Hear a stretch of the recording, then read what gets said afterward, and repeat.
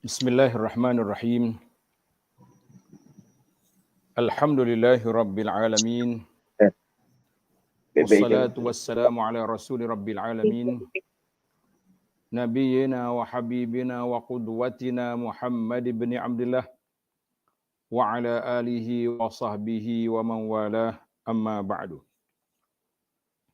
Yang dihormati Al-Fadhil Ustaz Aslin, yang dimuliakan Tuan Haji Arsyad dan juga penterjemah kita, muslimin dan muslimat, para pencinta ilmu sekalian. Assalamualaikum warahmatullahi wabarakatuh. Alhamdulillah, syukur kita kepada Allah Azza wa Jalla pada hari ini, Rabu, 6 hari bulan September 2023, kita dapat meneruskan bicara kita dalam kitab yang kita pilih, nama dia 40 hadis ancaman mencela dan menghina orang Islam. Kitab ni menarik. 40 hadis ancaman mencela dan menghina orang Islam. Jadi jangan duk cari pasal lah. Ada banyak lagi kerja lain yang baik-baik, kenapa kita pergi cari kerja yang tak baik? Jadi hadis ni, asal hadis dikumpul oleh Al-Imamul Hafiz Ibnu Hajar rahimahullah ta'ala, kemudian diterjemahkan dan dibuat huraian oleh Ustaz Muhammad Yusof dan disyarah oleh Al-Faqir Abu Anas Madani dan diberi komentar ulasan oleh Al-Fadhil Ustaz Aslin. Jadi para jemaah sekalian, alhamdulillah, bagi jemaah yang ada kitab, hadis 40 hadis ni, tuan-tuan boleh buka muka surat 45. Muka surat 45, hadis yang ke-19. Keburukan bermulut kotor dan juga hilangnya sifat malu. Sifatul hayah. Hilangnya sifat malu ni satu perkara yang cukup berbahaya. Sebab sifat, bila tak ada malu, banyak perkara yang akan berlaku dalam dunia ini. Bila kita hilang sifat malu, maka banyak perkara yang akan berlaku di dalam dunia kita ni. Orang boleh buat belaka. Sebagaimana dalam hadis Nabi SAW, Nabi mengatakan, "Iza lam tastahi fasna' ma syi'ta." Kalau kamu dah hilang sifat malu, membuatlah apa yang kamu suka. Jadi sekarang ni kita tengok banyak kepincangan yang berlaku dalam masyarakat. Berpunca dari mana? Berpunca daripada hilangnya sifatul haya, hilangnya sifat malu. Jadi hadis yang ke-19 ini berbunyi, An Abi Hurairah radhiyallahu anhu. Jemaah yang ada kitab, buka hadis yang ke-19 ataupun muka surat 45. An Abi Hurairah radhiyallahu anhu, anna Rasulullah sallallahu alaihi wasallam qala, al-haya'u minal iman wal imanu fil jannah wal baza'u minal jafa wal jafa'u finnar. Dia panggil hadis jawami'. Jawami' maknanya hadis ringkas. Jawami'ul kalim, hadisnya ringkas, tapi makna dia kalau kita nak hurai satu malam ni cukup lah. Kalau bagi kau Ustaz Aslim 2 malam mungkin boleh hurai lagi hadis ni. Sebab dia banyak kaitan dengan kehidupan masyarakat. Hadis kita ni berkait dengan, dia panggil ahwalul mujtama'. Berkait dengan kehidupan masyarakat. Masyarakat kita ni malu ke tak malu? Jadi kita akan tengok nanti beberapa kaitan dan juga tengok terjemahan hadis, apa dia kata dulu. Terjemahan hadis daripada Abu Hurairah radhiyallahu anhu, seorang sahabat Nabi yang banyak meriwayatkan hadis, yang sangat setia menunggu majlis ilmu, dan dia ni termasuk salah seorang daripada Ahlus Suffah. Ahlus Suffah. Kalau kita zaman kita hari ni Ustaz Selin, Ahlus Suffah ni kita panggil orang pondok. Tak kerja buat dah dia, kerja nak mengaji je. Dia puluh mengaji je. Dia duduk mengaji, tak ada kerja lain. Jadi ahli pondok zaman Nabi ni nama dia Ahlus Suffah. Ahlus Suffah. Dia meriwayatkan bahawa Rasulullah sallallahu alaihi wasallam bersabda, al-haya. Jadi orang yang ngaji bahasa Arab, alif lam ha ya Boleh nanti kan? ta alif hamzah itu dia panggil al-haya, mana malu. Kalau tukar hamzah tu dengan ta pula jadi al-haya, itu makna hidup. Tengok dia perbezaan yang sangat ketara. Al-haya dengan makna malu, kalau kata al-haya dengan makna hidup. Jadi hadis kita ni al-haya, al-haya'u minal iman. Jadi haya itu, malu itu termasuk daripada tanda orang itu beriman. Dan iman, orang yang sempurna imannya, amalannya berada dalam syurga. Allahumma ja'na minhum, ya Allah jadikan kami, keluarga kami, orang-orang yang kami sayangi, termasuk di kalangan orang yang mempunyai sifatul haya, dan layakkan kami ke syurgamu. Amin ya rabbal alamin. Amin, amin. Sedangkan al-baza'u, ucapan yang kotor, kata-kata yang keji, orang kata-kata kecek uduh. Termasuk daripada kejahatan, al-jafa, dan kejahatan itu berada dalam neraka, wal iyazubillah. Hadis ini rawahu at-Tirmizi wa Ahmad, apa lagi yang disebut di sini, wa Ibnu Hibban, dan kata di para ulama muhakkik mengatakan hadis ini sahih. Kita kata alhamdulillah, hadis ini sahih. Itu yang pertama yang kita nak. Hadis ini mengajar kepada kita, baginda Nabi sallallahu alaihi wasallam mengajar kepada kita dua sifat yang kontra. Sifat yang pertama sifatul haya, sifat malu. Sifat malu. Wa huwa khuluqun. Tengok ni.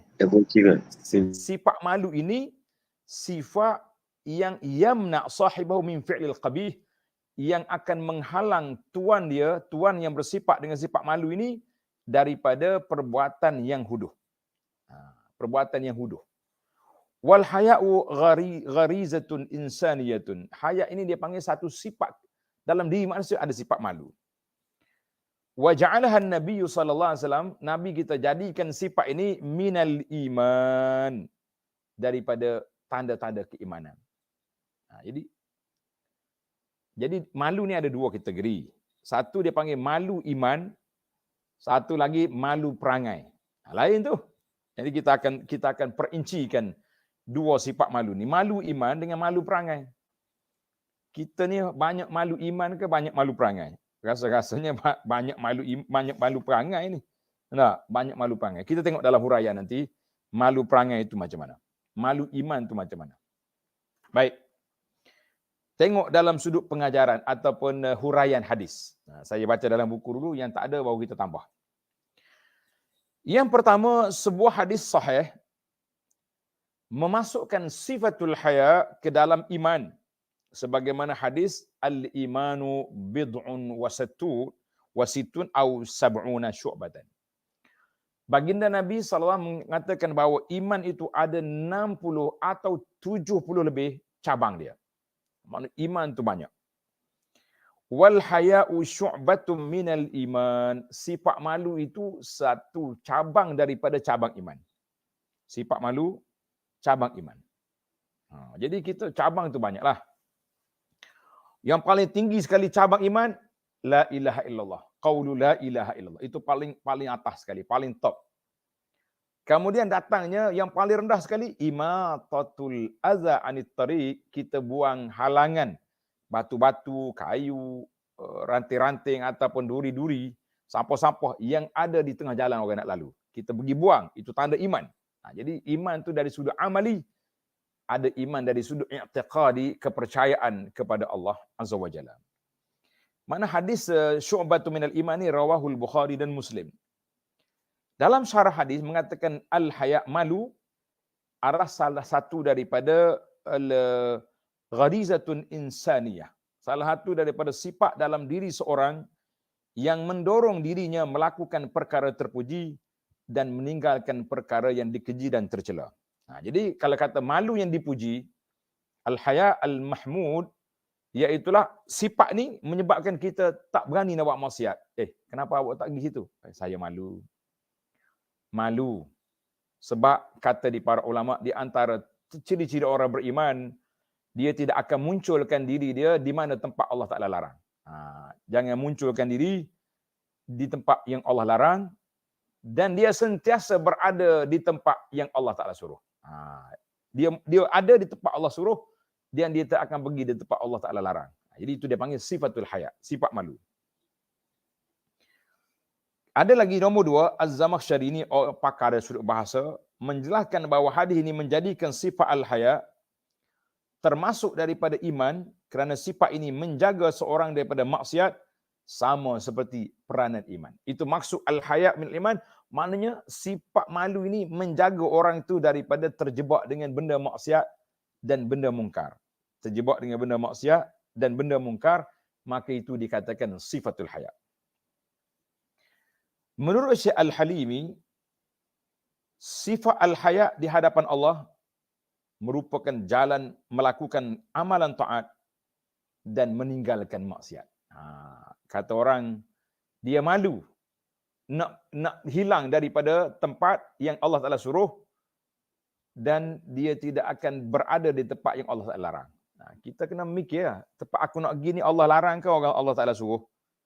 Kalau tempat Allah Ta'ala larang, jangan pergi. Tempat Allah Ta'ala suruh, di situlah kita muncul. Maka pelakunya memiliki kesempurnaan di dunia dan akan masuk dalam syurga di akhirat nanti. Amin ya rabbal alamin. Baik. Al-Imamul Mawardi rahimahullahu taala membahagikan sifatul haya ini kepada 3 kategori. Al-Imamul Mawardi membagikan sifatul haya ini kepada 3 kategori. Kita akan tengok apa Mawardi kata. Apa Mawardi kata. Yang pertama, malu dengan Allah. Al-haya'u min Allah. Jadi kita malu kepada Allah Ta'ala. Bila kita malu kepada Allah, Allah Ta'ala ni tak boleh nak banding. Dalam bahasa Al-Quran ni kata, laisa kamisli syai'. Allah Ta'ala tidak ada bandingan dengan sesuatu. Tak boleh nak banding dengan apa saja. Itu dipanggil Allah Azza wa Jalla. Kita tak boleh banding dengan apa saja, sebab Allah Ta'ala ni tidak ada bandingan. Maka kalau kita sekarang ni lah ada kawan kita ajak, kawan yang baik, yang banyak buat jasa kepada kita, tiba-tiba dia buat kenduri. Jauh pun kita pergi. Jauh pun kita pergi. Aku malulah tak pergi. Sebab dia ni baik sangat ni, banyak tolong aku, banyak khidmat kepada kita. Banyak khidmat kepada kita. Orang ni banyak benda yang dia buat. Jadi kita malu. Bagaimana kita dengan Allah Azza wa Jalla yang memberi rezeki kepada kita, yang menciptakan kita, yang menjadikan kita, yang memberi Rahman, sifat dia Rahman, yang memberi kasihan belas kepada kita. Rahmat kepada kita. Tiba-tiba kita tak mau ibadat kepada Allah. Tiba-tiba kita tak mau ikut perintah Allah.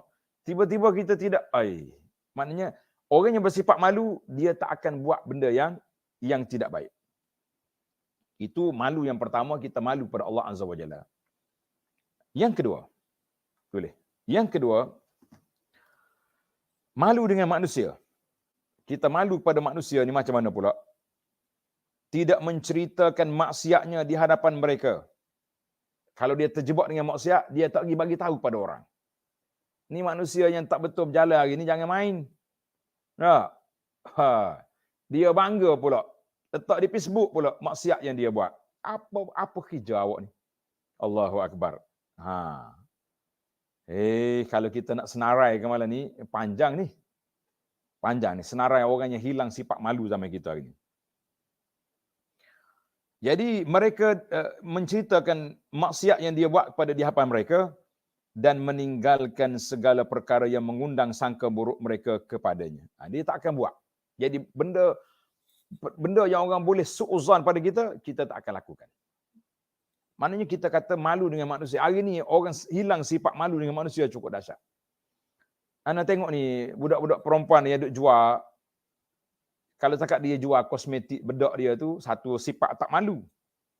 Dengan tutup auratnya, dengan tabarrusnya, dengan macam-macam. Kadang-kadang orang yang baik-baik pun bila dah jual barang-barang hilang sifatul haya. Dah buat TikTok juga, buat live juga, macam-macam kita kata sudah hilang sifat malu. Kerana apa? Kerana perkara yang tersebut. Yang teruk lagi, ni duk main TikTok ni, dia jual ubat kuat. Tak tahulah Ustaz Aslin tertengok juga ke tak. Jual ubat kuat ni. Dia punya kempen tu, macam nak cerita dalam kaya orang dah. Jadi kita kata ini lost sifatul haya. Sudah hilang. Sebab Datuk, masalah hak septina belaka tu. Jual tu. Yang jual tu perempuan. Aduh. Itulah kita nak kata macam mana ni. Patut hak ni hak TikTok tutupnya. Ni hidup TikTok hak duduk tutup ceramah-ceramah ustaz, hak orang komen, hak orang gigi report. Alah penat kata. Patutnya pakat report lah kepada TikTok. Malulah dia ni sifat. Jadi hilang sifatul haya sebab apa? Sebab nak jual barang-barang. Kita kata, berat juga kita ni. Jadi ini dipanggil sifat malu yang kedua yang disebut oleh Imam Mawardi, iaitulah malu dengan manusia. Kalau kita malu manusia, kita tak akan tunjuk maksiat yang kita buat. Ni dah ni, terang-terang. Hari ni kita rasa macam berat jugalah nak contoh tak. Kita nak pergi masjid contoh dekat maghrib. Ada lagi orang yang duduk pakai seluar pendek, duduk basuh kereta, sedangkan di masjid sudah azan. Jadi kita kata masuk dalam rumah lah kalau tak mau pergi masjid pun. Yang anda rasa berat lagi, yang ada dekat kedai makan sebelah masjid. Orang duduk azan di masjid, duduk solat, dia duduk ngak makan di tepi. Kita kata, lagu mana demo ni? Hilang sifatul haya. Tak malu pada orang, tak malu pada Tuhan. Kita kata, ini yang kedua. Yang ketiga, malu dengan diri sendiri. Macam mana pula sifatul haya, malu dengan diri sendiri? Macam mana? Memelihara diri dan marwah ketika bersendirian. Kita duduk seorang-seorang pun, kita tak buat maksiat. Ni sedap, tak ada orang, kita berbuka dia punya TikTok, tengok cerita-cerita, tengok movie-movie, tengok apa ni macam-macam yang ada dalam internet hari ni macam-macam. Nak tengok apa boleh. Nak tengok orang yang apa ni filem-filem yang penting yang tak baiklah senang. Al-Bazar. Filem yang huduh-huduh. Jadi orang yang malu diri sendiri dia tak akan buat sebab dia tahu Allah Taala tengok dia. Sifat ini timbul daripada rasa sedar akan kemuliaan peribadi. Sebab itulah ada ulama berkata, sesiapa yang melakukan sesuatu perbuatan secara sendirian namun malu melakukannya secara terang-terangan, maka dirinya tidak mempunyai marwah. Waktu depan orang dia tak buat, tapi waktu dia seorang, dia lantak semua perkara. Kita kata ini satu perbuatan jenayah sebab dia tak malu pada diri sendiri. Itu kategori malu yang ada dalam kitab kita ni, maka kita mengatakan ini di antara ringkasan yang ada pada kita. Satu lagi, kalau orang tanya tak, awak pergi dengar kuliah ni? Pergi. Siapa ceramah? Ustaz Aslin. Dia kata apa? Tapi aku tak faham lah dia cakap apa. Contoh ni, kau tanya tak? Malu. Malu ni dipuji atau tidak dipuji? Jawabnya tidak dipuji. Malu, kata pepatah Melayu kata, malu bertanya sesat jalan. Ini termasuk di kalangan orang yang sesat jalan ni. Tak faham? Tak apa. Asal kau tak tanya. Mana boleh macam tu? Kalau tak faham, tanyalah. Jangan tak faham, tak tanya. Lebih malang lagi, dah lah tak faham. Dia pergi mengulah pula kedai kopi. Yang kita tak kata. Ini lagi malang dah. Masa nak tanya. Jadi, dua perkara yang dikatakan. Waktu mengantuk ketika takut, ketika perang itu daripada Allah, rahmat daripada Allah. Mengantuk ketika kuliah, ketika khutbah, ketika ceramah, itu gangguan daripada syaitan. Sama juga. Malu nak buat maksiat sebab kita malu Allah Taala tengok, maka ini minal iman. Malu nak tanya walaupun tak tahu, itu daripada syaitan. Syaitan kata, mu tak usah tanya. Jatuh standard awak kalau tanya. Orang tahu awak bodoh, tak pandai. Jadi biar bodoh gitu ya, jangan ditanya. Kita kata ini dua sifat yang sangat bercanggah, yang sangat tidak baik. Jadi para jemaah sekalian, hilangkanlah sifat-sifat yang karut ini. Sebab itu Nabi kita kata al-haya'u syu'batun minal iman. Malu itu satu bahagian daripada iman. Hari ini tak tahu nak katalah. Nak menyalahkan TikTok kan nak nyalahkan siapa? Kita nak salahkan siapa? Salah TikTok kesalah kepada kita. Sebab bila masuk TikTok, mesti kena bergedik, mesti kena melompat. Yang perempuan-perempuan pula dengan gaya dia panggil konten. Tak kira apa. Semua buat belaka. Kadang-kadang untuk mencari like yang ramai, suami isteri pun berkepik dalam Facebook. Tunjuk gambar-gambar, pelik-pelik lah, tak tahulah. Jadi kita nak kata pun takut kena kawan-kawan, baiklah kita sindir-sindir daripada jauh, kita mengatakan itu sifat malu yang sudah lost, hilang. Untuk rekod sejarah ni, ana kenal seorang yang lama duduk di Mekah. Ustaz asli yang kenal, orang panggil Pak Yik Kedah. Dia duduk di Jiak Masafi. Jiak ni sebelah rumah nenek ana. Sekarang ni anak pergi haji pun anak dia masih duduk di rumah tu. Dia panggil Jiat Al-Masafi. Pak Yik orang Mekah ni kita panggil Pak Yik Kedah. Tapi bila dia balik di Kedah, di ujung-ujung usia ni orang panggil Syekh Tayyib Al-Makki. Perasan dah Ustaz Asli? Bila orang tanya dia, Syekh, apa yang Syekh nak nasihatkan? Sedap ni, rahimahullah ta'ala. Anak dia kawan-kawan saya, pergi haji jumpa. Dia kata, Alimu nisa'akumul haya. Dia bagi sepatah ya. Mungklik ajak. Bahasa Kedah piau dia. Mungklik ajak anak perempuanmu, biar ada sifat, biar reti malu, dia kata. Ni tak tahu malu ni. Terkedik sana, terkedik sini. Kalau dia sekarang ni wanita yang mudah berkedip, yang pakai purdah tu, yang pakai hijab tu. Dia pakai hijab. Buat TikTok pelompak pun tak apa sebab orang tak kenal dia. Kita kata ini di antara segala sifat yang buruk yang berlaku pada masyarakat yang perlu diberi nasihat dan ditangani dengan cara yang baik. Kalau tidak, kita akan ada masalah yang besar. Baik. Isu yang kedua dalam hadis yang ke-19 ni, Nabi sebut apa tadi? Al-baza'atu minal jafa. Al-baza'atu minal jafa maknanya al-baza'ah ay al-fuhsyu fil kalam. Orang yang bercakap kotor. Cakap uduh. Apa dia panggil? Cakap mencarut, bahasa kita kata. Mencarut. Orang Kelantan kata nyapu. Ini bahasa Ustaz asli ni. Orang Perak ni kata apa ni? Mencarut ni. Mencarut lah. Orang Kelantan kata nyapu. Maknanya cakap benda-benda yang terlibat dengan wanita. Tak malu-malu. Jangan. Tambah-tambah penceramah. Jangan ada sebut dalam ceramah kita tu sifat-sifat yang menunjukkan apa ni. Orang panggil lucah. Tidak baik. Itu dia panggil al-baza'ah fil kalam. Ay al-fuhsyu fil kalam minal jafa. Daripada perbuatan yang tidak baik. Akhlak yang buruk apabila melakukan perkara itu. Yang mana ini antara. Jadi sama ada dia bercakap buruk. Cakap buruk dari sudut orang panggil tadi cakap lucah, ataupun perkataan buruk, perkataan yang tidak baik, mengata orang, ngutuk orang, dan termasuk juga buat janji-janji palsu, janji-janji yang tidak baik. Ini semua termasuk dalam al-baza'ah fil kalam. Jadi para jemaah sekalian, hadis ini menyatakan kepada kita dua sifat yang berlawanan. Sifat yang pertama malu. Orang malu ni orang tak cakap. Dia cakap lemah lembut ya. Cakap baik-baik, cakap yang benar.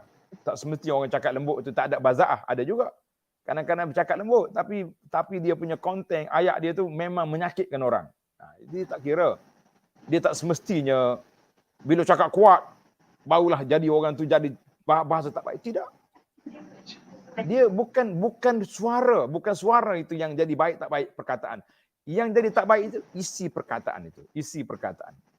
Ada tuan-tuan guru kita, rahimahullah ta'ala, kalau dia mengajar, kita kena pasang telinga gini. Apa tu guru kata? Kalau tidak terlepas kita punya ucapan, kita punya pemahaman.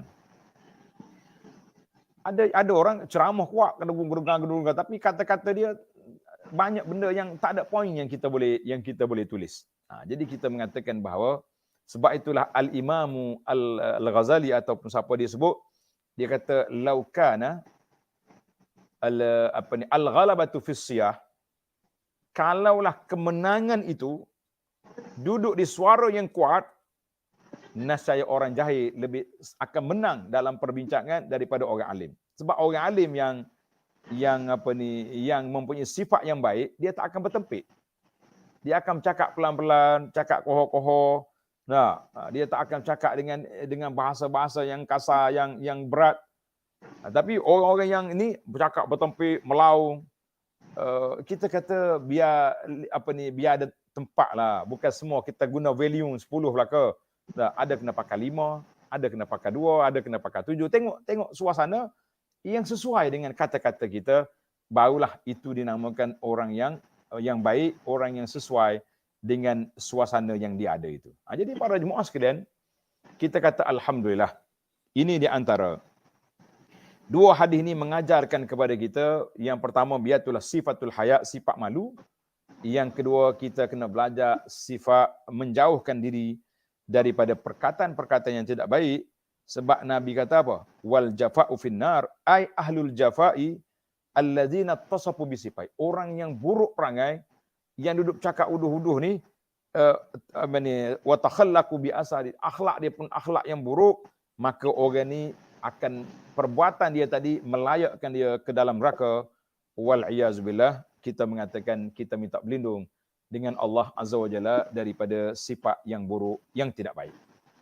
Jadi para jemaah sekalian, kita dah faham dah 3 kategori malu. Malu yang pertama, kita malu dengan Allah, tak akan buat maksiat. Yang kedua, kita malu dengan manusia, kita tidak akan pamerkan, tidak akan zahirkan maksiat yang kita buat. Dia kata saya tak buat maksiat ustaz, cuma saya tayang kat Facebook saya gambar bini saya tak utuh aurat. Itu maksiat lah tau. Dia ingat maksiat ni pergi berjoget ya kali dah, baru jadi maksiat lah. Mempamerkan isteri dan anak-anak yang tak utuh aurat, itu dikira maksiat. Jadi kita malulah dengan orang. Kita malu pada orang, maknanya kita jangan duduk tayang benda-benda yang tidak baik. Yang besar juganya kita kena malu pada diri sendiri. Banyak kita ni sebenarnya tak malu. Tak malu kita pada diri kita. Sedangkan Allah Ta'ala beri kepada kita, dia panggil sifat yang kita kena jaga. Pasal itulah dia kata, Nabi kita seolah larang, bila kita berjalan, kita pergi ke tempat-tempat yang tidak baik. Maknanya kita akan mendedahkan diri kita kepada apa? Kepada orang boleh tohmah kita. Orang boleh tuduh kita, orang boleh kata tak baik. Sebab itulah bila kita pendakwah ni kena hati-hatilah. Kalau orang panggil-panggil tu tanya tu, majlis apa ni? Majlis apa ni? Kalau majlis sekian-sekian kita kata sesuai yang kita pergi, baru kita pergi. Kalau majlis yang tak layak kita pergi, tak usah pergilah. Merosakkan maruah. Menjatuhkan muruah, dia panggil maruah diri. Maruah diri kita ni kalau sudah jatuh, dia punya credibility, hilang kepercayaan orang kepada kita, orang tak percaya lagi. Dia kata Pak Haji tu, semua benda boleh belaka dia tu. Tak boleh. Kita kena semua benda yang boleh, yang diluluskan oleh syarak, kita boleh. Yang tak boleh oleh syarak, kita tak boleh. Biarlah orang kata kita ni ketinggalan zaman ke, kolot ke, apa istilah orang baru, orang kini ni, kuno ke, biarlah kita kuno tak apa, asalkan kita ada sifatul hayat, sifat malu. Tapi sifat apa malu sampai peringkat nak tanya orang pun tak boleh, nak bercakap pun tak boleh, tak faham pun tak tanya, kita kata ini sifatun mazmumah, sifat ini sifat yang dicela pada syarak. Jadi tamatlah hadis kita yang ke-19. Jadi kita minta Al-Fadhil Ustaz Aslin membuat ulasan kepada 2 tajuk yang dibuat, iaitu tajuk Al-Haya dan juga Al-Baza. Falyatafaddal mashkuran. Alhamdulillah, jazakallah khairan jazak kepada Fadil Datuk Dr. Abdul Basit bin Rahman tentang penjelasan Al-Haya wal-Baza, iaitu malu, yang mana malu ini saya teringat memang kita tak habis ingatkan dia bukan cabaran atau bukan, tapi satu sindiran yang berbentuk amaran, yang mana yang Datuk sebut tadi tentang in kunta lam tastahi fasna' ma syi'ta. Jadi ada orang faham Datuk, maknanya boleh buat. Dia kata boleh buat. Sedangkan ni kadang susah juga bila kita tak belajar, tak bertalaqi dengan guru. Dia kata tak apa. Yang penting boleh buat. Siapa tak nak buat, buat. Dia guna kaedah tu. Sedangkan maksud dia dalam bahasa sindiran, kalau korang ni jenis tak tahu malu, buatlah kalau berani. Buat kalau tak takut dosa. Itu antara ayat kalau kita nak bincangkan, kalau kita nak tambah panjang lebih orang faham. Sebab dia ambil dari sudut terjemahan lugawi tentang wording tu, dia translate. Itu kadang-kadang jadi kalau jika kamu tak malu, buatlah apa yang kamu suka. Sebenarnya pentingnya amaran tadi ni ataupun sini tadi bahasanya kewajipan bagi kita memiliki sifat malu.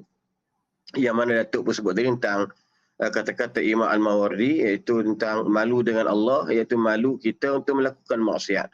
Malu dengan Allah bagi orang perempuan, malu untuk mendedahkan aurat. Dia bukan pasal kerana dia berkahwin suami dia ustaz, ataupun kerana ayah dia ustaz, ataupun kerana siapa ada sekalipun, tapi buat benda tu kerana Allah. Malu adalah kerana Allah, bukan kerana manusia. Disebut malu dengan Allah. Jadi ulang balik, malu dengan Allah ialah malu untuk melanggar perintah Allah, malu untuk meninggalkan perintah Allah, itu antara dia. Kemudian iman dalam disebut tadi malu pada manusia, ni pun maksud betul Datuk sebut tadi tu.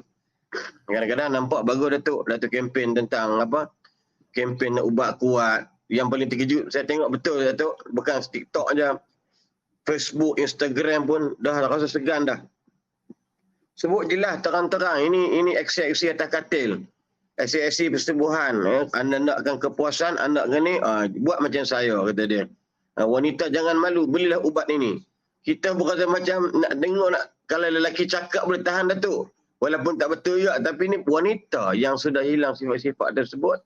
Kenapa dia tak malu dengan manusia? Sama juga yang bila kata Syekh Po'ih kata tu, Alimu nisa'akum, al-haya' tadi ni, kamu didik anak-anak kamu, isteri kamu, biar dia orang ada sifat malu. Betul. Kadang-kadang hari ni pun pakai tudung, pakai niqab, gedik dia lebih sangat boleh juga. Sedangkan dia malu ni bukan pakai tutup aurat sahaja, malu pada bentuk peribadi kita, perangai kita, lisan kita.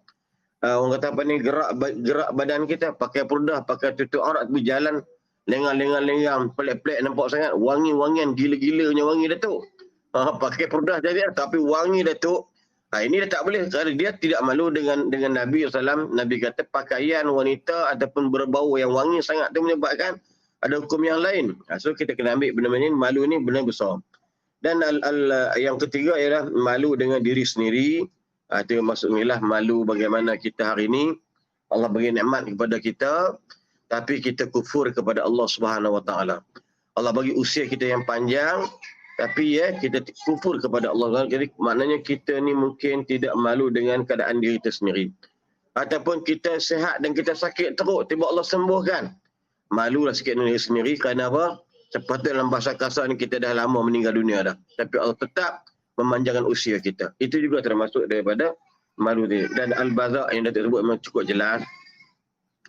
Memang sekarang ni Al-Baza' ni Datuk sudah menjadi kebiasaan, menjadi sinonim dalam ucapan. Maki hamun, menghina dan sebagainya. Dan Al-Baza' ni juga Datuk mungkin kita boleh golongkan sebagai membuat fitnah. Mulut dia buat benda jahat, buat fitnah. Benda yang tidak ada, dia ada-adakan dan sebagainya. Itu kita minta dengan hadis ini, disebut tadi itu al-haya'u syu'batu bidal iman. Dan bagaimana Datuk sebut tadi, yang paling mula sekali ialah iman, yang paling tinggi ialah iaitu mengucap la ilaha illallah, dan yang paling ringan ialah imatatul adza 'anit tariq, iaitu kita menanggalkan atau menghilangkan halangan-halangan keburukan yang ada di jalan-jalan dan sebagainya. Jadi itu iman yang paling rendah. Dan malu ni sebenarnya semua aspek benda ni saya rasa dalam bahasa mudahnya, kalau kita hilang malu, maka hilanglah identiti kita, hilanglah akhlak kita, maka hilanglah kehebatan sesebuah bangsa tersebut sendiri. Wallahu alam Datuk, itu antara yang boleh saya dapat petik disebutkan sebagai menguatkan lagi, mengupas hujah yang Datuk sebut tadi ni, supaya kita kalau boleh, termasuk ustaz-ustaz saya sendiri pun, kita akan rasa malu kerana kehidupan kita kadang kita takut nanti bila Allah kata dalam Quran dan surah As-Saff, lima taquluna ma la taf'alu, kenapa kamu tak buat apa yang kamu cakap? Kerana pendakwah juga tidak rasa malu, pandai bercakap tapi tidak pandai melaksanakan apa yang dicakapkan. Itu juga perlu ada malu pada para pendakwah dan sebagainya. Ataupun pendakwah bagus tapi isteri ni dibiarkan berpakaian yang tidak elok. Ada juga gitu. Biar anak-anak yang tidak sopan dalam hidup, pakaian yang tidak mengikut syariat Allah Subhanahu Wa Taala. Itu antara Datuk, wallahu alam. Baik, terima kasih kepada Al-Fadhil Ustaz Aslin. Hadis yang kita petik tadi berbunyi an Abi Mas'ud Uqbah bin Amr radhiyallahu anhu, inna mimma adrakan nasu min kalamin nubuwati idza lam tastahi fasna' ma syi'. Di antara kalam kata-kata para nabi, hikmah para nabi alaihi wassalatu wassalam yang terdahulu, lam tunsah, yang diguna pakai. Nabi dulu pakai, Nabi kita sallallahu pakai sampai hari kiamat dipakai, iaitulah kata-kata idza lam tastahi fasna' ma syi'. Mana kalau kamu tak ada sifat malu, berani buat apa saja. Jadi ayat ni, hadis ni kita kena betulkan kepahaman dia. Sebagaimana Ustaz Salim kata tadi, jangan kata, kalau aku tak malu, aku boleh buat. Kita nak buat apa saja. Jadi dia panggil sekarang, bahasa sekarang ni, tata kelola. Tata kelola, bila kita tak malu, jadi tata kelau. Kata budak-budak TikTok sekarang. Orang Kedah kata tata kelola. Tata kelola. Nah, kelola. Mana lolak lah. Kelola dia. Itulah. Yang penting, biarlah kita ada sifat malu. Mudah-mudahan Allah Ta'ala mantapkan iman kita, insya-Allah. Baik, saya ambil satu hadis lagi. Pada satu jalsah kita ambil 2 hadis. Kalau tidak lama sangat nak habis kitab ni. Kitabnya kecil je. Banyak lagi kitab lah yang menunggu untuk kita diskusikan. Alhamdulillah, penerbit kata kitab ni alhamdulillah mendapat sambutan daripada para jemaah sebab dia tengok hadis-hadis yang dikumpul ni penting dalam kehidupan kita, terutama sekali dalam bermasyarakat kita sekarang ni. Kita kata alhamdulillah. Baik, para jemaah yang ada kitab hadis Izan Nasta'in tadi, maaf sekali lagi terlupa, iaitu Rawahul Bukhari, hadis dalam Bukhari. Saya berpindah kepada hadis yang ke-20, iaitulah menyakiti umat Islam. Larangan menyakiti umat Islam. Siapa dia menyakiti orang Islam, seolah dia menyakiti Allah dengan Rasul sallallahu alaihi wasallam. Jadi kalau kita tak mau menyakiti Allah, jangan kita sakiti orang Islam. Hadis an Anasin radhiyallahu anhu, daripada Anas, sabda Nabi sallallahu alaihi wasallam, man aza musliman faqad azani. Siapa dia menyakiti orang Islam, maka dia telah menyakiti aku. Wa man azani faqad azallah. Siapa dia menyakiti aku, bermakna dia menyakiti Allah. Itu hadis rawahu Tabarani. Hadis ini panjang. Ada hadis lengkap, dia bunyi macam ni. Hadis riwayat oleh Anas bin Malik radhiyallahu anhu, qala bainama Rasulullah sallallahu alaihi wasallam yakhutub. Dia kata sedang Nabi kita berkhutbah. Izja'a rajulun takhatti riqaban nas. Nabi duduk khutbah di masjid, tiba-tiba masuk seorang lelaki duduk langkah atas kepala orang. Dia nak duduk depan. Dia mari kelian, dia mari lambat. Patutnya mari lambat, duduk belakang lah. Tapi tak boleh, nak duduk depan juga. Dia melangkah atas kepala orang. Jadi hatta jalasa qariban minan Nabi sallallahu alaihi wasallam. Jadi dia pergi duduk dekat dengan Nabi sallallahu alaihi wasallam. Jadi bila Nabi kita selesai daripada solat, Nabi tanya. Nabi panggil pak cik yang langkah tadi. Ma manaka ya fulan tujammi'? Apa sebab? Tak boleh ke kau duduk sana? Solat Jumaat di tempat yang kamu masuk, kamu mari kemudian. Duduklah di tempat kamu, jangan duduk langkah-langkah orang. Ada riwayat lain kata anaita wa azait. Mu mari lambat, menyakiti orang pula. Ni kita tak, jadi jangan. Faqala ya Rasulullah, dia kata ya Rasulullah, haristu an ad'a nafsi bil makan ladzi tara. Saya suka duduk sini sebab dekat dengan Nabi, boleh tengok khutbah. Kalau nak duduk dekat, mari awal lah, jangan mari lambat-lambat. Ni mari lambat, melangkah kepala orang. Ada kalau kita di Masjid Nabi lah, di Masjid Nabi sallallahu alaihi wasallam, Masjid Haram Mekah kau, ada beberapa jenis orang. Yang dia pegang kepala kita, zauq tolak, perauk dia langkah atas kepala kita naik. Saya tak nak sebut bangsa mana, takut asli marah. Sebab dia kena gini. Dia tak ada. Setengah orang tu jinak dak. Kita orang Melayu ni nak lalu depan orang apa tunduk gini, hola tangan tunduk. Minta laluan. Pokok ni mana ada dia pegang kepala kita haji, kita tolak gini tu bau naiklah atas kepala. Kita kata masya-Allah tabarakallah. Maka Nabi kita larang. Naita wa azait. Mu mari lambat, mu langkah kepala orang pula. Allah, menyakiti orang pula. Jangan. Allahu akbar. Ini. Qala, Nabi berkata, qad ra'aituka takhatta riqabal muslimin wa tu'zihim. Aku tengok engkau duk langkah-langkah kepala orang, menyakiti orang. Man aza musliman faqad azani. Siapa dia menyakiti orang Islam, maka kamu telah menyakiti aku. Wa man azani faqad azallah. Siapa dia menyakiti aku, bermacamlah dia itu menyakiti Allah Azza wa Jalla. Cuma hadis ini ada sedikit perbincangan ulama hadis. Al-Imam At-Tabarani yang meriwayatkan hadis menghukum hadis ini sebagai hasan. Sebagai hasan, tapi Ibn Hibban dan lain-lain ulama mengatakan hadis dia dhaif. Cuma hadis ini disokong oleh hadis lain dan juga ayat-ayat Quran lain yang menyebut tentang jangan menyakiti orang Islam dalam perkara apa-apa saja pun. Baik, kita habiskan bacaan buku ni, kemudian saya pergi kepada huraiannya yang disebut oleh para ulama dalam membincangkan tentang hurmatu aziyatil muslimin, haram menyakiti orang Islam. Maksud menyakiti hadis ini, menyakiti Nabi, memberi gambaran betapa kasih dan sayangnya baginda Nabi sallallahu alaihi wasallam terhadap umatnya kerana dirinya turut merasa sakit ketika seorang muslim disakiti. Sepatutnya kita ada sensitiviti macam ni. Bila orang Islam disakiti, orang Islam dihina, kita bangkit mempertahankan. Sekarang ni tak. Orang Islam disakiti ke, orang Islam dihina ke, asal ke warna dia lain daripada kita tolong lanyok juga. Walaupun yang melanyok orang Islam itu orang yang bukan Islam. Kita kata la. Ketepikan sentimen warna-warni. Kita tegakkan izzah, kemuliaan kita ma'al muslimin bersama orang Islam. Ini penting. Manakala perumpamaan menyakiti Allah adalah satu kiasan majaz, bermaksud dia telah menyebabkan Allah murka kepada Allah Azza. Allah Ta'ala tak sakit. Mana ada sakit, Allah Ta'ala yang maha berkuasa. Tapi maknanya macam menyakiti Allah Azza wa Jalla. Mana sakit ni bukan makna sakit macam kita gini juga. Tak, kita tengok orang-orang ni buat benda tak baik. Awak telah menyakiti saya. Maknanya dia tak pukul pun kita. Tapi perasaan. Maknanya menyakiti Allah maknanya menyebabkan perbuatan kamu ini, menyebab kamu akan menerima kemurkaan Allah Azza wa Jalla. Jadi, bila orang itu menyebabkan Allah Ta'ala murka, apa jadi? Sudah pasti dia akan diazab oleh Allah Azza wa Jalla.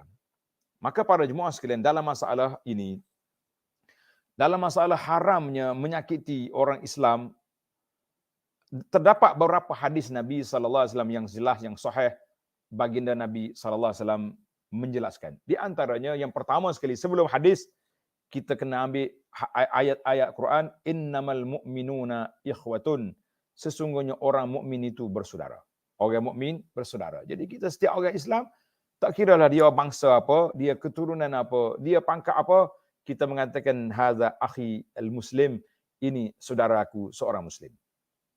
Tapi kalau seorang muslim tu tak baik, macam mana kita nak sayang dia? Kita benci perbuatan, kita tak benci kepada Islam. Kita kena bezakan di antara benci perbuatan, bukan benci Islam. Tapi hari ini kita bimbang, kita benci semua sekali. Asalkan dia bukan orang kita, lanyaklah kita. Marilah orang bukan Islam lanyak pun. Kita sokong, kita tolong lanyak sekali. Kita mengatakan hilang jati diri, hilang izzatul Islam. Sebab apa? Sebab kita benci kepada saudara kita sebagai seorang Islam yang berat. Dalam hadis yang sahih, Imam Muslim meriwayatkan Nabi kita sallallahu telah memberi ajaran kepada kita, la tahasadu wala tanajashu wala tabaghadu. Janganlah kamu dengki-mendengki sama-sama orang Islam. Jangan kamu tanajasu wala tabaghadu, jangan marah-memarah. La yabi' ba'dukum ala bai', jangan jual beli barang di antara orang Islam. Orang ni jual dengan kita murah, kita mahal, contohnya kita pergi jual lagi lebih murah. Kita kata ini perbuatan yang tidak baik, dilarang oleh Nabi. Maka Nabi di akhir hayat Nabi kata wa kunu ibadallahi ikhwana. Jadilah kamu hamba-hamba Allah Taala bersaudara. Al-muslimu akhul muslim. Orang Islam saudara pada orang Islam. La yazlimuhu, mu jangan zalim dia. Wala yahqiruhu, mu jangan hina dia. Wala yakhzulhu, kamu jangan biarkan dia diapa-apakan, diperlakukan, dihina oleh orang bukan Islam. Jangan. Jadi biar kita ada jati diri. Kata itulah kata ulama min alamati kamalil iman. Di antara tanda-tanda kesempurnaan iman seorang itu, iaitulah apabila dia menyayangi saudara Islam dia sebagaimana dia sayang kepada dirinya sendiri. Maka dalam ayat suratul Ahzab, tanda ni pelajar, dalam suratul Ahzab ayat 58, Allah Ta'ala berfirman, walladzina yu'dzunal mu'minina wal mu'minati bighairi maktasabu faqad ihtamalu buhtanan wa isman mubina. Sesungguhnya orang yang menyakiti orang beriman, laki-laki, mukmini, mukminat yang wanita, bighairi maktasabu, bukan dengan tak ada usaha yang dia buat. Kita tak buat benda tak baik tapi kita hentam dia. Kita tibai dia, kita troll dia, kita macam-macam kita buat. Faqad ihtamalu buhtanan wa isman mubina, maka sungguhnya mereka telah menjadikan menanggung satu dosa menyakiti orang Islam, membuat tuduhan yang jahat terhadap orang Islam, maka dosa dia sangat nyata di sisi Allah Azza wa Jalla. Jadi di sinilah yang kita bimbang hari ini. Yang kita takut pada jemaah sekalian, iaitulah sebab apa? Sebab kita mudah-mudah menyakiti. Dia sakit ni bukan dengan tumbuk je. Setengah orang ni bila lagi tak kena tumbuk, tak sakit.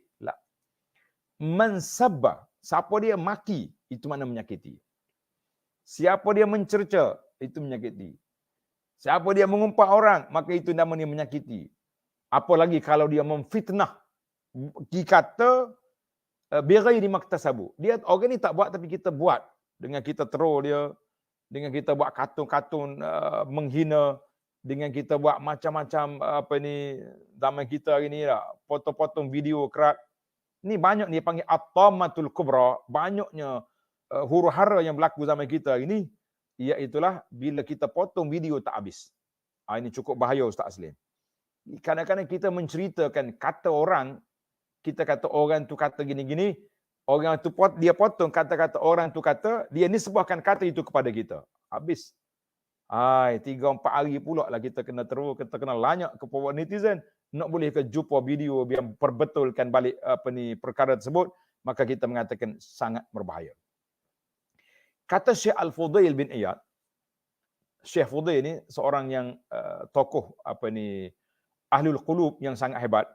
Kalau orang bercakap tentang tasawuf tak sebut nama Fudail ni macam tak sah. Nah, qala Al-Fudail bin Iyad rahimahullah taala, la yahilu laka an tu'zi kalban. Tidak halal bagi kamu menyakiti anjing. Au khinziran bighairi haqqin. Hatta babi sekalipun, kalau dia tak buat apa-apa pun, tak usah menyakiti dia. Kita halau dia pergi sudah. Tapi kalau dia mari duduk sodok depan tangga kita, abi-hubi kita dia lanyak, itu cerita lain. Fa kaifa biman huwa akramu makhluk. Bagaimana pula kamu menyakiti manusia muslim yang sangat mulia di sisi Allah Azza wa Jalla. Itu dia kata Fudail.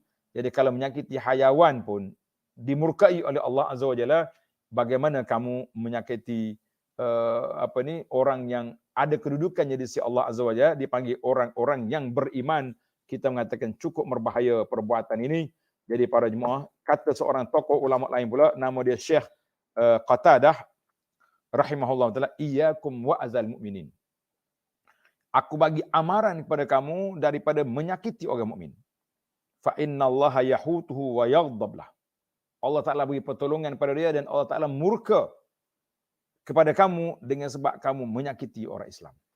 Jadi janganlah kita mudah-mudah orang Islam ni kita buat tak ada harga.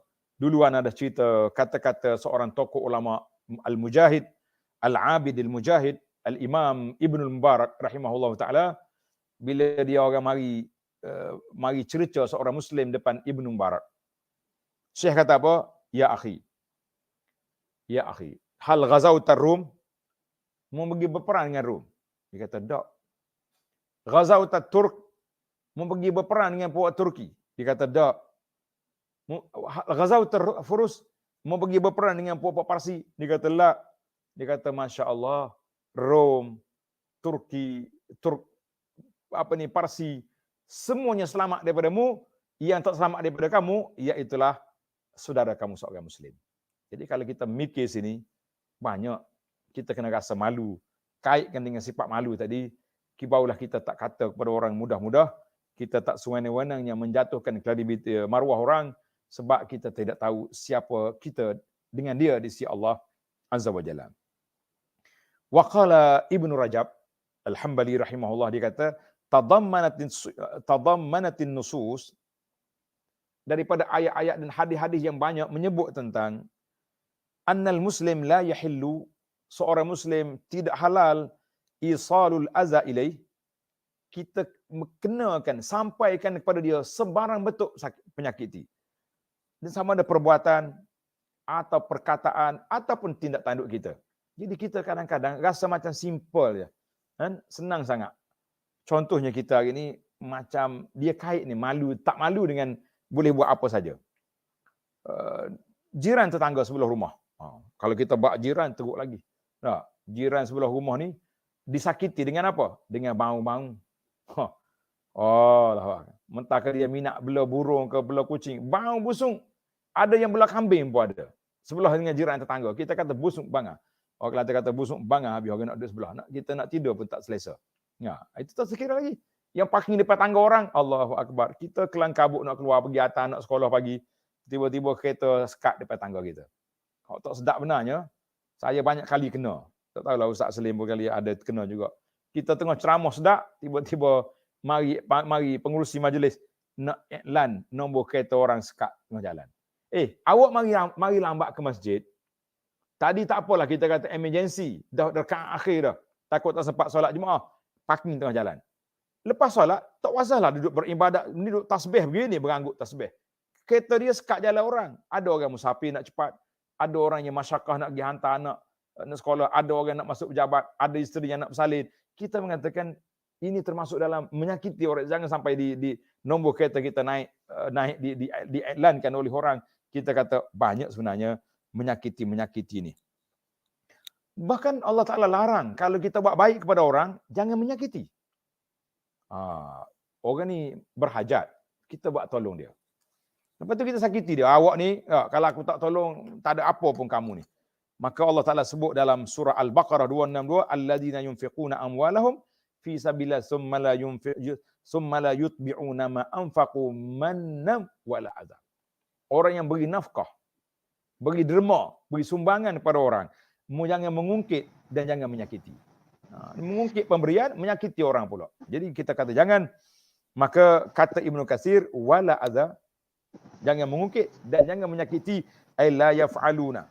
Dengan sebab kita baik, kita boleh ungkit apa saja. Kita boleh kata la.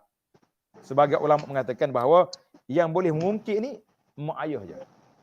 Kalau mak kita ungkit, dia tak salah. Contohnya mak kita tu, budak ni aku minta tolong sekali payah. Tak. Untuk kecil dulu aku nak bagi susu je. Kalau tidak mati kering, itu tak ada.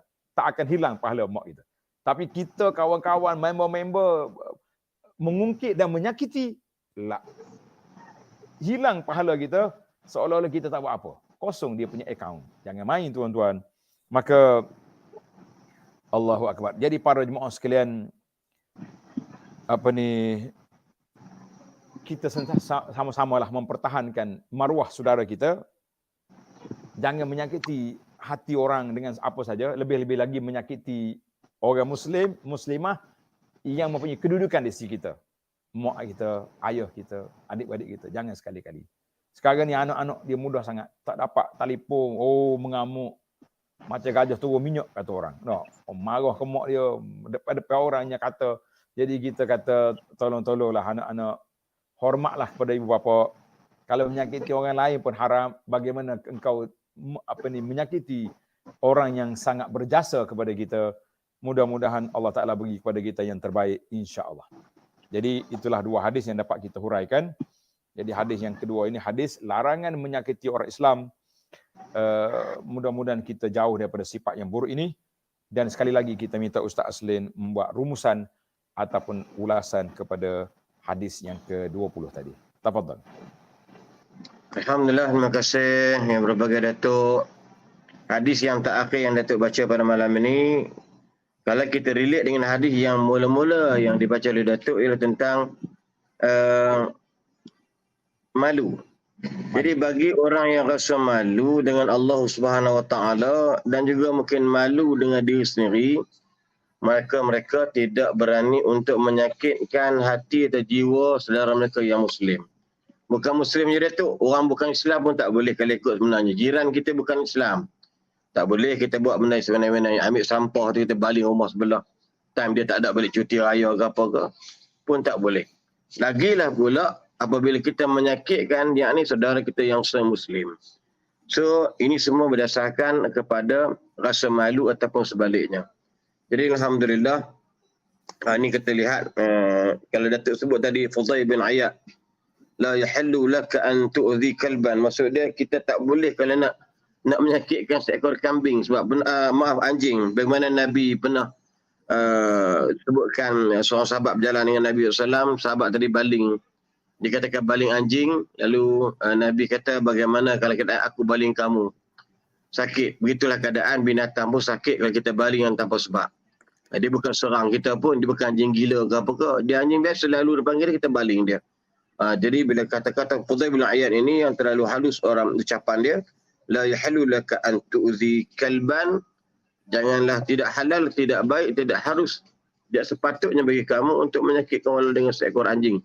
Apa pakai biman akramal makhluk, bagaimana kalau kita dengan orang-orang yang paling makhluk yang paling semula Allah cipta. Jadi insya-Allah moga-moga 2 hadis atau 3 hadis ini yang Datuk juga sebut tentang ada di yang lain tadi ini sebagai seditan, sebagai apa nama ni, huraian, menjadi manfaat kepada kehidupan kita. So tanya diri sendirilah, muhasabah diri, bagaimana keadaan malu kita dengan Allah, malu kita dengan manusia. Sebab tadi saya tertarik Datuk, malu dengan manusia itu maksud kita tak berani segan untuk menunjukkan perkara maksiat yang kita buat. Bahkan Allah SWT sendiri pun tutup rahsiakan benda-benda tersebut. Cuma dalam hadis sebut Allah agak terkejutlah apabila seorang hamba aku tu dia buat maksiat malam hari, pagi besok dia cerita ke orang apa yang dia buat. Ini seburuk-buruk makhluk. Aku rahsia, dia cerita dekat orang. Ini juga manusia yang tidak malu. Dia seronok, dia rasa happy Datuk. Malam tadi aku ke kelab malam, balik tengok bola, aku pergi kelab malam, aku jumpa sekian. Cerita keburukan. Dan kita pun Datuk, sahabat-sahabat kita yang berhijrah Datuk, antara artis, pelakon semua. Ada seorang dia cerita, malam puasa pun dia dengan minum dengan sekian. Maka kita tegur dia, kalau boleh abang, saudara tak payah ceritalah benda-benda yang lepas, yang kita buat benda maksiat, berzina dan sebagainya. Dia kata dia pernah makan babi. Lagi dengar terkejut. Dia kata tak boleh cerita benda aib, sedangkan Allah dah tutup dah. Dia kata, ya Allah, saya tak tahu Ustaz. Banyak saya forum tak ada orang tegur tu dah. Tapi saya tak tegur tak pentas. Bila nak makan lepas program tu beritahu, tak payah menceritakan tentang maksiat ataupun keburukan masa lampau, kerana Allah sudah menutupkan yakni keaiban-keaiban kesilapan kita. So insya-Allah moga ada kebaikan perbincangan kita pada malam ni. Terima kasih banyak Datuk ya. Moga tengok belakang Datuk punya gambar tu itu adalah sekolah Datuk Dr. Abdul Basit kita. Nampak luas cantik comel. Di Pondok Haji Deraman, kita panggil dulu PhD. Sungai Durian dulu dikenal sebagai Pondok Haji Deraman PhD. Sebab adik Datuk tu yang berhormat sekolah kerai pernah duduk serumah dengan saya. Duduk mana dia ada kita duduk di PhD. Belum habis Nawi dah PhD dah, rupanya Pondok Haji Deraman. Ringkasan daripada hak biasa hak cek Kelantan ni, Abdul Rahman jadi Deraman. Kan. Ismail jadi Wen. Gitu lebih kurang lah. So insya-Allah. Dan bagi mereka yang berada di Kelantan, besok saya bersama dengan di Masjid Mukim Cekok. Masjid Mukim Cekok ya di Cekok kan. Kiraat dia Cekok. Sebut Cekok. Kalau Cekok ni macam cekek lah ni kan. Besok insya-Allah saya di Masjid Mukim Cekok malam Jumaat, dan pagi tu program Jom Heboh di Junjung tak silap saya. Junjung atas jemputan Esko Pendidikan Islam iaitu Ustaz Nasri untuk hari Jumaat dan batu petang baliklah. Jadi insya-Allah bagi mereka yang kekosongan, jom sama-sama kita meraihkan. Bagus ya, sebab Jom Heboh di Kelantan ni mesti ikut cara Kelantan. Maksud dia undang-undang Kelantan. Hiburan pun cara Kelantan sebab kita ada enakmen jenayah syariah negeri Kelantan. InsyaAllah. Jadi doakan kita semua dan kami doakan sahabat-sahabat perempuan sekalian dan keadaan sihat insya-Allah, aman, bahagia, dan dalam hidup kita ni tagline Haji Asyik bagi juga berkat apa Haji? Tagline Haji tak nampak lah Haji punya tagline tu. Hidup beriman berkat dengan ilmu lupa dah. Tak nampak Haji. Jadi ke depan kita ni insya-Allah akal kita tanam ilmu dan iman kita jiwa kita tanam iman insya-Allah untuk jadi orang yang lebih mulia dari semasa ke semasa. So masa Datuk insya-Allah semoga Allah memberkati usaha Datuk, insya-Allah memberikan kebahagiaan baik dunia dan akhirat buat Datuk, dan juga kepada semualah para penonton ni 1 jam you all bersama dengan kami Banyak benda boleh buat sejam ni, tapi you all spend your time untuk semata-mata dengan ilmu yang baik ini, insya-Allah. Jadi jangan lupa kekalkan malu kita untuk buat maksiat kepada Allah. Dan insya-Allah moga-moga jadi orang terbaik. Wallahu a'lam, yang baik datang daripada Allah, ia lemah dari diri sendiri. Sekali lagi terima kasih Haji Arsyad, Kak Su, serta orang Bekak, dan juga penaja utama kita. Assalamualaikum warahmatullahi wabarakatuh. Subhanakallahumma.